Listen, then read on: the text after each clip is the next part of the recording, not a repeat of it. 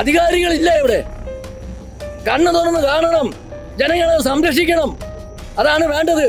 ഇതുപോലെ ജിസ്മോൾക്കും കുഞ്ഞുങ്ങൾക്കും നീതി കിട്ടണം. അതാണ് വേണ്ടത്. കൊലയാളിക്ക് കൂട്ടുനിന്നാൽ കാശ് കിട്ടും. എപ്പോഴും പ്രതികൾക്ക് കൂട്ടുനിന്നാല് പൈസ കിട്ടുള്ളൂ.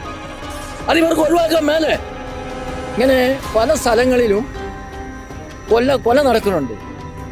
അതെല്ലാം ആത്മഹത്യയാക്കി മാറ്റുക. ഷൈനിയും മക്കൾക്കും നീതി കിട്ടിയിട്ടില്ല. അതുപോലെ തന്നെ ജിസ്മോൾക്കും മക്കൾക്കും നീതി കിട്ടിയിട്ടില്ല. ഇവിടെ ഞാൻ പറഞ്ഞില്ല, SHOയ്ക്ക് മൂക്ക് കയറിയിട്ടിരിക്കുവാന്ന്. ഒരു കൊലപാതക അന്വേഷണം സർക്കിൾ ഇൻസ്പെക്ടർക്ക് അദ്ദേഹത്തെ മൂക്ക് കയറിയിട്ട് കഴിഞ്ഞാൽ എന്ത് ചെയ്യും? ഒരു ചാക്കോച്ചനെ കഴുത്തറന്നു കൊന്നു. അത് ആത്മഹത്യയാക്കി മാറ്റി. അതിൻ്റെ ഫീസ് എത്രയാണെന്ന് ഞങ്ങൾക്കൊന്ന് അറിയണം. നമ്മുടെ ഏറ്റുമാനൂർ SHO നല്ല തങ്കപ്പെട്ട മനുഷ്യനാ. ജിസ്മോൾ മരിച്ചു. നീതിയുണ്ടോ?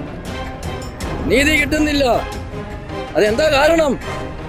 ഇവിടെ കടിഞ്ഞാനിടുക.